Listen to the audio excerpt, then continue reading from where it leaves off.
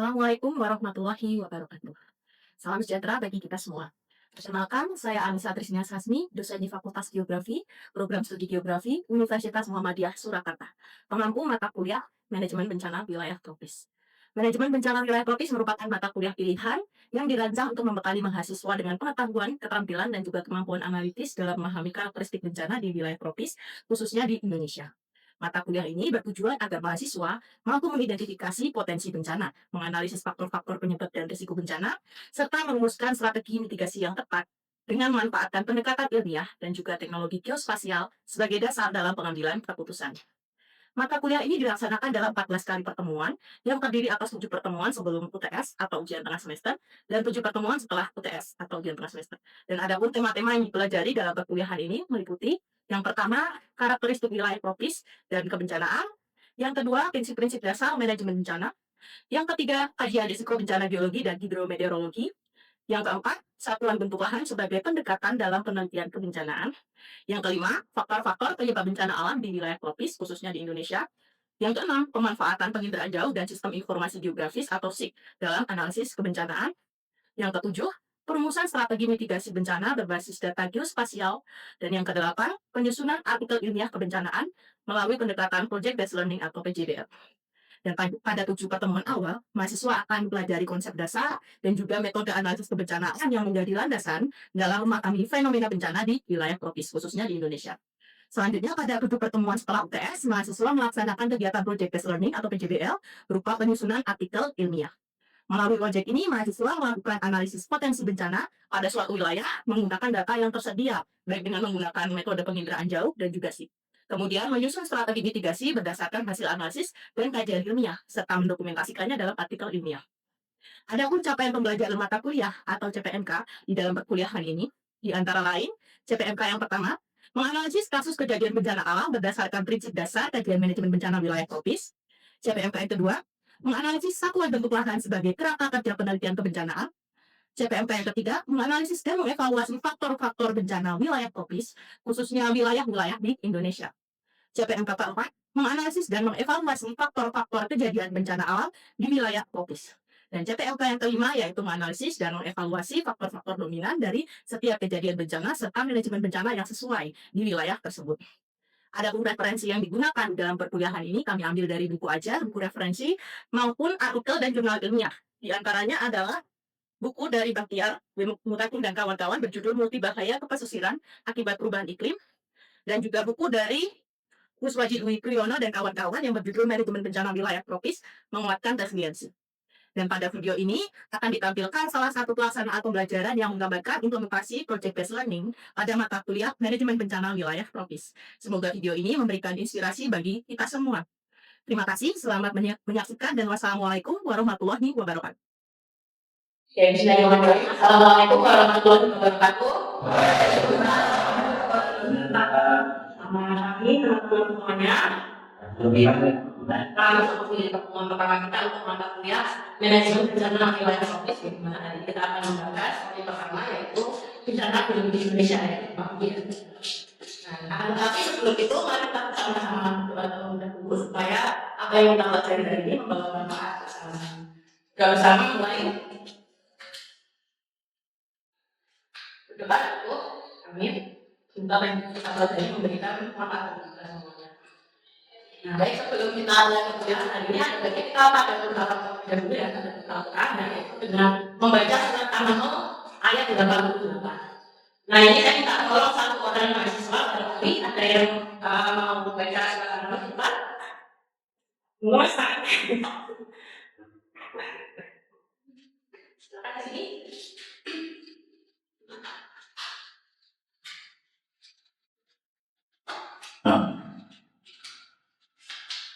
أعوذ بالله من الشيطان الرجيم بسم الله الرحمن الرحيم وترى الجبال تحسبها جامدة وهي تمر مر السحاب صنع الله الذي أتقن كل شيء إنه خبير بما تفعلون صدق الله العظيم. Terima kasih Mas Aki atas penjelasannya. Jadi arti dari surat ini ya, yaitu adalah ayat di buku gunung yang kira tetap di tempatnya padahal yang berjalan seperti jalannya awan. Demikianlah saat awan yang membuat segala sesuatu dengan sempurna seluruh yang mana ini kita dapat apa yang membutuhkan. Nah, ini kalau kita baca ayatnya ini kita melihat yang bahwa bumi itu sebetulnya nggak diam aja ya teman-teman ya, tapi bumi itu dinamis bergerak.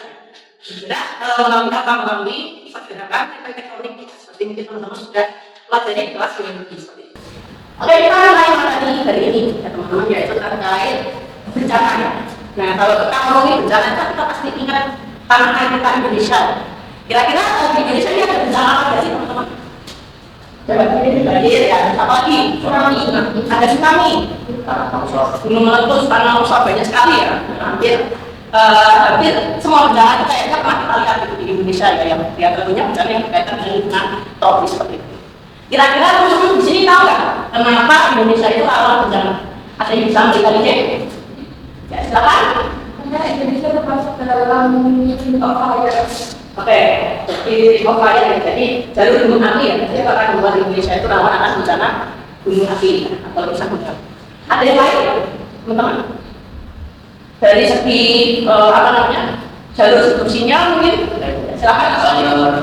Jadi kan Indonesia selain berada di daerah yang fire, Indonesia juga terletak di jalur pertemuan antara tiga tektonik utama, yaitu ada Indo Australia, terus Eurasia dan Pasifik. Itu juga selain itu kenapa Indonesia rawan dalam bencana juga karena Indonesia dia masuk ke dalam iklim tropis. Jadi sangat mungkin juga terjadinya bencana. Oke, terima kasih Mas Arif ya atas keperhatiannya ya. Jadi betul ya, selain memang di dalam jalur ring of fire ada banyak faktor lain. Aku memang ada jalur subduksi ya, terutama di bagian selatan ya dari Indonesia itu sendiri ya pertemuan efek. Kemudian tadi yang juga tidak kalah penting adalah iklimnya yang relatif tropis ya teman-teman. Apa ya efek iklim tropis itu tentu akan mengakibatkan curah hujan yang tinggi ya. Dan tentu juga akan berpengaruh terhadap fluktuasi cuacanya juga ya, kondisi anginnya ya, kemudian pembentukan awan dan lain-lain. Sehingga ini kalau kita lihat bencana di Indonesia itu macam-macam, mulai dari bencana akibat pertemuan lempeng ya seperti gempa bumi, kemudian erupsi, lalu tsunami, dan juga bencana-bencana yang kaitannya sama cuaca atau iklim seperti banjir, kebakaran hutan, cuaca ekstrim dan lain-lain.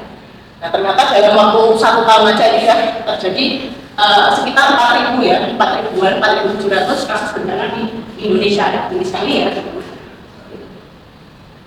Nah, kalau kita ngomongin bencana itu apa sebenarnya? Kita nggak ada yang bisa memberikan ide bencana. Ya silakan Mas Kaki.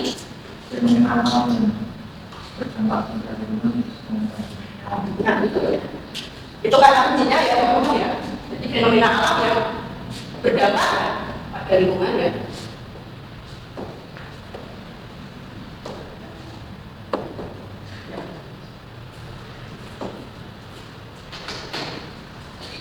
Pakai ini saja.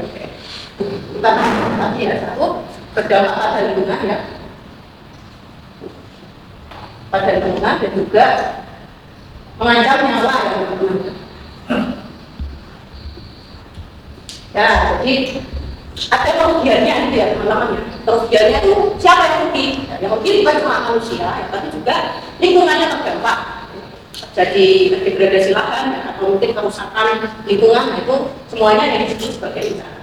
Nah ini juga sesuai dengan pengertian ya dari BNPB yang melalui Undang-Undang Nomor Tahun 2007 ya teman-teman ya, bahwa bencana itu merupakan, ini kata kuncinya ya, mengancam ya, ada ancamannya ya, peristiwa yang mengancam, mengganggu kehidupan ya, kemudian mengganggu kehidupan masyarakat, artinya ada dampak ekonomi, dampak kesehatan, dampak sosial ya, dan mengakibatkan timbulnya korban jiwa ya, kerusakan lingkungan, kemudian juga dari dampak psikologis. Jadi kalau misalnya terjadi bencana yang besar gitu ya, terjadi gempa bumi atau longsor, tapi terjadinya itu di pulau yang tidak berpenghuni, nah itu apakah bisa disebut sebagai bencana? Jadi tidak bisa disebut sebagai bencana karena memang dampaknya tidak terlalu signifikan seperti itu. Nah jadi bencana itu apa ya? Itu tadi sudah disebutkan. Bencana itu macam-macam, bukan hanya yang kita kenal tadi ya, seperti misalnya gempa bumi atau longsor ya, tapi ada berbagai jenis ya. Ada bencana biologi ya, kalau bencana biologi itu kaitannya sama aktivitas lempeng tektonik tadi ya, dan juga vulkanisme. Kemudian yang kedua bencana hidrometeorologi seperti yang disebutkan Mas Ari tadi, karena faktor cuaca ya, karena faktor iklim juga seperti itu. Contohnya apa? Contohnya ada badai ya, kemudian longsor. Oke, jadi bencana itu ada macam ya teman-teman ya. Ada bencana geologi karena pertemuan antara lempeng tadi ya, aktivitas lempeng dan juga gunung api ya. Bencana hidrometeorologi itu karena iklim, karena cuaca yang tidak menentu atau ekstrim yang menyebabkan berbagai macam gangguan seperti misalnya kalau di daerah pesisir ada gelombang besar gitu ya, ada angin ribut gitu ya, kemudian untuk daerah-daerah yang yang rawan kebakaran yang nanti terjadi karhutlah dan lalu bencana ada juga yang tidak terkait dengan kondisi tersebut yaitu bencana lingkungan ya. Kalau bencana lingkungan itu terjadi karena kerusakan ekosistem, nah, itu biasanya karena aktivitas manusia dalam lingkungan, termasuk aktivitas industri misalnya ya, kemudian sampahnya atau limbah yang tidak dikelola dengan baik, itu nanti akan mengakibatkan kerusakan pada lingkungan dan ekosistem. Nah kemudian termasuk juga dalam jenis bencana adalah wabah penyakit ya, dan juga peperangan itu kan peristiwa yang menimbulkan kerugian ya teman-teman. Kalau kita bahas kembali kemarin ya zaman COVID, nah kita ingat betapa COVID yang tidak terlihat itu bahkan bisa membuat satu negara menjadi lagi. Nah itu termasuk di dalam bencana yang berlaku seperti itu. Nah selanjutnya kita masuk ke topik bahasa ya teman-teman terkait bencana geologi. Tadi apa bencana geologi teman-teman? Bencana yang disebabkan karena aktivitas dan tektonik atau karena aktivitas gunung api ya. Nah Indonesia sendiri juga rutin ya langganan ada bencana geologi. Bisa bisa kita bayangkan ya dalam satu tahun itu pasti selalu ada ada impact gitu ya, apalagi terjadinya gempa bumi atau berita gunung api mana mengalami erupsi dan kita selalu dengar teman-teman ya. Nah ini beberapa contoh bencana geologi yang terjadi di Indonesia. Kemarin yang paling baru ya gempa Manado. Nah gempa Manado ini juga efeknya cukup signifikan ya, magnitudonya besar ya. Sempat ada isu tsunami tetapi ternyata alhamdulillah tidak terjadi. Nah ini ya, tadi bencana geologi itu kan kata kuncinya ada dua, tektonisme dan vulkanisme. Coba ada yang bisa untuk saya menjelaskan dua hal ini. Ini maksudnya apa ya tektonisme dan vulkanisme itu? Ada yang bisa menjelaskan? Ya, semoga. Apa itu tektonisme? Apa itu vulkanisme? Apa? Silakan. Ya silakan Mbak Ria. Kalau yang tektonisme itu ada pergerakan kan. Kalau yang vulkanisme itu yang disebabkan oleh gunung. Ya betul ya. Jadi tektonisme karena pergerakan lempeng. Bisa lempeng yang saling mengikat gitu ya, saling tertekan. Bisa juga ya saling menjauh gitu ya. Bisa juga ya. Vulkanisme ini juga sebetulnya merupakan salah satu dampak dari pergerakan lempeng juga ya. Dimana ketika lempeng itu bergerak itu kan pasti akan ada gesekan. Nah, batuan yang bergesekan karena terpanaskan kerusakan meleleh. Meleleh ketika dia mencapai permukaan dan menemukan zona yang lemah, ya, zona tahannya. Nah itu dia akan keluar dan pada akhirnya akan dingin berlapis-lapis membentuk gunung api. Dan Indonesia punya ini semua teman-teman. Nah, akhirnya kenapa di Indonesia ada banyak terjadi bencana gempa bumi dan juga gunung api. Karena apa tadi? Di ya, yang ada dan juga ada itu adalah daerah kita ada teman-teman. Nah, ternyata kalau kita melihat peta Indonesia dan dunia, ini adalah peta dari lempeng-lempeng tektonik yang ada di dunia. Indonesia di mana nih? Coba Mbak ini tunjuk posisi Indonesia. Nah, sebelah sini ya. Dia berhimpitan dengan lempeng apa? Yang dari sekitar. Oke, Rusia sama Filipina dan juga Palembang. Pasifik ya. Ini salah satu lempeng yang besar juga ya. Nah ini bisa kita lihat Indonesia di sini, tapi lempeng yang mendekat gitu ya, yang menuntut banyak sekali. Ini parahnya ya.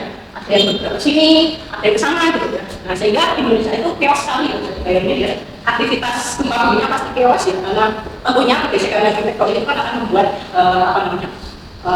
kita akan menimbulkan kekacauan gitu. Nah begitu juga aktivitas lain. Nah ini tadi ya, kalau kita lihat dari atas seperti ini, kalau kita bayangkan, kita melihat dari samping itu kayak gini ya. Jadi ini benua ya, ini samudranya, ini zona batas lempengnya. Jadi kalau kita slice dari samping, nah ini bisa kelihatan bahwa batas lempeng, batas lempeng itu nggak polos. Di dalamnya ini ada zona yang namanya zona pertemuan batas lempeng tektonik. ada yang konsumsi seperti ini, jadi batas yang tektonik saling menuntut, ada yang saling menjauh, ada yang ini yang kanan, ada yang kiri seperti itu. Nah ini yang namanya dengan batas tektonik. Jadi kalau berbagai seperti ini ya. Nah jadi ada cara biologi itu juga tergantung dari bagaimana pergerakan tektonik di suatu wilayah. Ada 3 bagian dan transport. Ada yang bisa bantu saya menjelaskan lagi ke depan untuk menjelaskan ketiga level ini. Ayo silakan. Masih lihat mungkin? Silakan mas. Coba mas ditunjuk di bawah. Untuk itu adalah area samudra atau area kedua yang menghubungkan. Kalau untuk dekat itu adalah area kedua yang mengalami pemisahan. Karena itu ada transform itu adalah patahan atau timeline gerak bumi yang berbeda. Ya, betul. Terima kasih Mas Ilyas. Betul yang disampaikan Mas Ilyas ya teman-teman ya. Itu ada yang mendekat, ada yang menjauh, ada yang bergesekan seperti ini ya teman-teman ya. Nah ketika lempeng bumi ini bergerak, nah ketika dia bergerak tentunya akan menimbulkan atau memanifestasikan energi ya, yang dikeluarkan dalam bentuk gempa bumi. Jadi kalau kita merasakan gempa bumi itu berarti ada pergerakan lempeng, baik itu saling transport seperti ini ya, menjauh atau yang mendekatnya itu tergantung dari bagaimana tatanan tektonik di wilayah. Nah itu tadi terkait proses pergerakan lempeng tektonik ya teman-teman. Nah kira-kira dari pergerakan lempeng tektonik tersebut akan menimbulkan bentuk lahan yang khas nggak? Ya. Nah apa sih kira-kira? Coba ada yang bisa dulu menjelaskan lagi. Kira-kira bentuk lahan apa yang terbentuk karena aktivitas lempeng tektonik itu tadi? Coba saya sebut salah satu, Mas Ilyas. Jenis penolakan dan struktural. Oke. Itu ada batuan. Struktural dan struktural ya. Seperti itu ya. Jadi ini persoalan yang terjadi karena aktivitas pergerakan lempeng tadi ya. Karena lempeng itu yang kita ibaratkan lempeng seperti itu batuan ya teman-teman. Dia bergerak ya, ada yang bergerak saling mendekat, ada yang jauh. Nah pastinya batuannya itu nggak akan solid ya, karena ada yang tabrakan, ada yang stretch gitu ya, ada yang sebenarnya akan ada deformasi seperti ini ya, bentuk deformasi atau bentuk gangguan seperti itu. Nah misalnya menimbulkan adanya blok patahan atau dan disebut sebagai struktur. Nah ini adalah bentuk lahan struktural ya, dimana kalau bentuk lahan struktural itu mungkin teman-teman kalau pernah KKN ya, itu akan melihat dari daerah Wonogiri atau daerah Pacitan atau daerah hubungan soal itu banyak ya. Ada batuan yang mengalami pensesaran atau patahan jadi seperti apa itu ya. Nah ini bisa terjadi di darat dan bisa juga terbentuk di laut. Teman-teman mendengar megatrust belum? Isu megatrust. Nah, megatrust itu juga kalau dari katanya ya, mega itu besar, trust itu artinya sesamai. Nah, itu sesamai yang ada di laut. Ya, nanti kita akan bahas sama-sama yaitu sesamai yang besar di zona subduksi yang berpotensi menimbulkan bahaya seismik ya, bahaya gempa bumi yang besar juga. Kemudian bentuk lahan yang kedua, vulkanik jelas yaitu menimbulkan titik api. Kalau dicitra bisa kelihatan dari bentuknya yang rusak, teman-teman. Gitu. Kemudian terkait bencana biologi ya teman-teman ya. Nah jadi bencana biologi itu juga terbentuk karena aktivitas tadi ya, tektonisme dan vulkanisme. Tadi ini karena ada dua bentuk lahan yang khas yang akibat aktivitas tersebut dan masing-masing bentuk lahan ini juga memiliki potensi bencana biologi ya teman-teman ya. Nah kalau bencana biologi itu ada tiga macam ya, ada gempa bumi. Nah gempa bumi itu terjadi karena pergerakan lempeng tadi. Erupsi gunung api, nah ini terjadi karena suplai magma ya, bahwa gunung api itu tidak terlalu banyak sehingga harus dikeluarkan ya. Yang ketiga karena tsunami. Tsunami itu bagian dari gempa bumi juga ya, bagian besar kejadiannya ya. Jadi kalau tsunami itu adanya gelombang besar yang berasal dari laut ya, kemudian bisa mencapai ke atas. Ini juga merupakan bencana biologi. Nah kalau yang kita bahas di kuliah kita ini adalah gempa bumi itu sendiri ya teman-teman. Dimana gempa bumi itu tadi terjadi karena pergeseran lempeng geser, ada yang menekan, ada yang menanjak ya, sehingga batuannya itu juga ikut mendorong. Kita yang berada di atasnya ini, kita manusia kecil yang ada di atas ini juga ikut loncat-loncat gitu ya, kalau merasakan gempa bumi seperti itu. Nah gempa bumi itu sendiri merupakan bencana juga yang banyak terjadi di Indonesia ya. Dan gempa ini bisa dipantau menggunakan alat ukur yang namanya seismogram seperti ini. Ini sebetulnya alat sederhana ya, gulungan kertas. Ini alat yang jadul ya, kalau sekarang sudah digital. Ini gulungan kertas, kemudian ada semacam pulpennya ini. Jadi kertasnya itu gulung terus, dan pulpennya ini kan dia berarti ngapa terus gitu. Nah ketika terjadi bencana gempa bumi, nanti pulpennya ini akan menyimpang gitu ya, sehingga nanti akan menimbulkan getaran-getaran yang akan dibaca di dalam gempa bumi. Ada 4 jenis gempa bumi ya teman-teman ya. Jadi gempa itu bukan hanya karena aktivitas pergerakan lempeng aja ya, tapi bisa karena aktivitas vulkanik, bisa karena runtuhan, dan juga bisa karena batuan. Nah kalau runtuhan ini contohnya apa? Ada yang tahu nggak? Ya silakan Mbak Fatimah. Kayak susah ada sesuatu yang besar terus jatuh gitu, jadi kayak ada kecil benarnya juga kayak bang.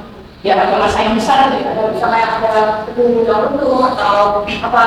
Nggak ada ambesan gitu. Jadi ada ambesan misalnya daerah-daerah tambang kan sering ada ledakan gitu untuk membuat buah. Nah itu apa namanya gempa-gempa kecil yang biasanya dari proses ledakan ini biasanya digunakan untuk memantau ya. Nah kemudian selanjutnya adalah gempa buatan. Contohnya apa gempa buatan? Gempa buatan itu yang ya tadi sebenarnya ibu udah menjawab. Gempa buatan itu biasanya terjadi di tambang, ledakan. Contohnya peledakan ya. Kemudian bisa juga misalkan ya mungkin bisa ya coba nuklir ya.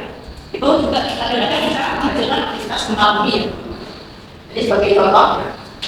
Nah ini yang pertama gempa bumi tektonik ya teman-teman ya. Jadi kalau gempa bumi tektonik itu ada beberapa mekanisme ya. Nah bisa karena ada satu blok batuan yang turun gitu ya. Nah ini biasanya terjadi di zona patahan atau di bentuk akan seperti batu ya. Ada salah satu blok yang turun, jadi terjadi gempa. Ada blok yang lain, nah itu juga menyebabkan gempa juga ya. Kemudian bisa juga karena pergeseran seperti ini. Jadi yang satu maju, yang satu mundur seperti ini. Nah ini juga yang terjadi pada gempa Palu ya, teman-teman di tahun berapa ya?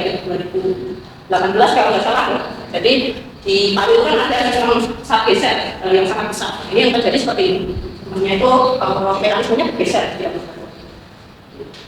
Kemudian dua gempa vulkanik. Nah kalau gempa vulkanik ini karena peningkatan aktivitas vulkanik. Jadi di dalam gunung api itu kokoh nggak teman-teman? Kalau teman-teman bisa menjelaskan gunung api, bayangkan teman-teman gimana? Di dalam gunung api itu apa namanya? Dia kosong nggak? Enggak ya. Ada isinya ya. Nah, jadi berlapis-lapis, ada lapisan batuan, ada juga magmanya. Ketika lama itu naik ya, nah pas mau erupsi, nah itu kan pasti terjadi peningkatan tekanan. Batuan-batuan yang ada di sini lapisannya semuanya terpecah. Nah itulah nanti yang akan menimbulkan aktivitas gempa bumi ya, walaupun magnitudenya mungkin tidak sebesar gempa tektonik. Dan magnitudo gempa bumi ini yang nanti akan dicatat ya di stasiun pengamatan gunung api untuk melihat aktivitas vulkanik. Jadi biasanya kalau gunung api mau erupsi, nah itu salah satu yang dilihat itu adalah ada tidaknya gempa vulkanik di situ. Baik teman-teman, itu tadi ya materi terkait gempa bumi ya dan juga kasus-kasusnya di Indonesia. Nah ini untuk evaluasi hari ini ya, nanti mohon setelah ini teman-teman langsung membentuk 3 kelompok. Jadi ada berapa orang nih? 11 ya. 11 yang bagi 3 ya, dari sekitar 3 atau 4 orang per kelompok ya. Seperti itu. Kemudian nanti tolong dianalisis ya, pada kasus gempa Jogja ya. Teman-teman pernah dengan gempa Jogja itu kan gempa yang sebetulnya magnitudenya tak besar. Magnitudenya adalah itu 5, tapi korbannya sangat banyak ya, sampai 6.000 orang. Teman-teman bisa menggunakan peta ini ya untuk sebagai alat baru nanti untuk menganalisis ya. Ini adalah peta geologi dari daerah istimewa Yogyakarta ya teman-teman ya. Nah ini daerah istimewa Yogyakarta, kemudian nanti ada struktur apa ya, jenis tanahnya bagaimana, gunakannya kira-kira gimana. Nah, silakan dibentuk kelompoknya ya, dan bisa didiskusikan dari sekarang ya. Silakan. Nah itu kelompok yang ada silakan bisa baca dari ini.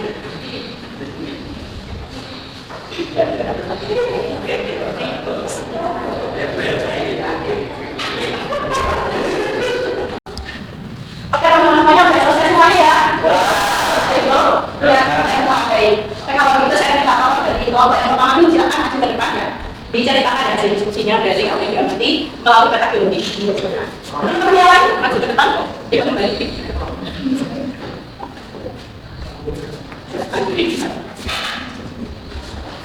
Ya, ini kalau kata kita ya,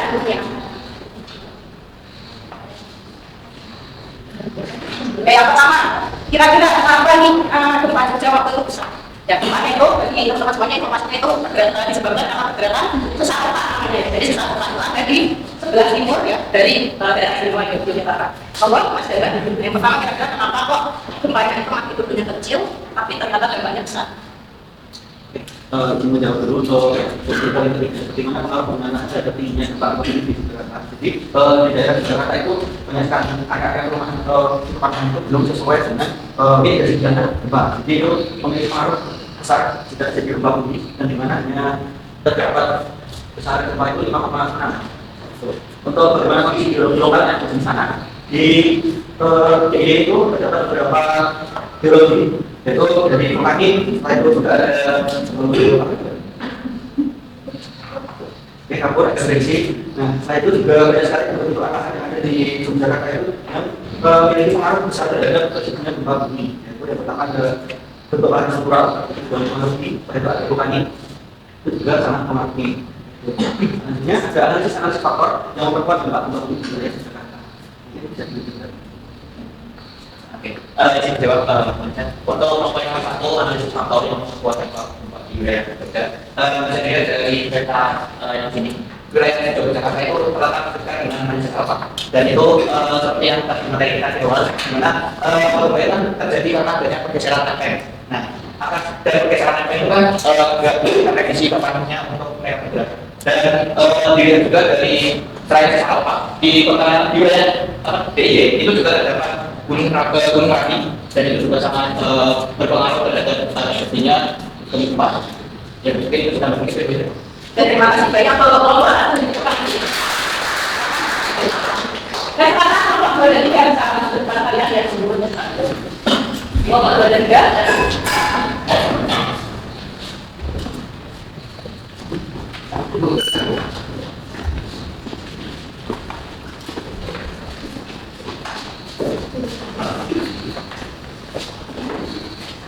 Oke, mohon dijelaskan ya apa yang bisa dievaluasi dari peta geologi Jogja ini. Monggo.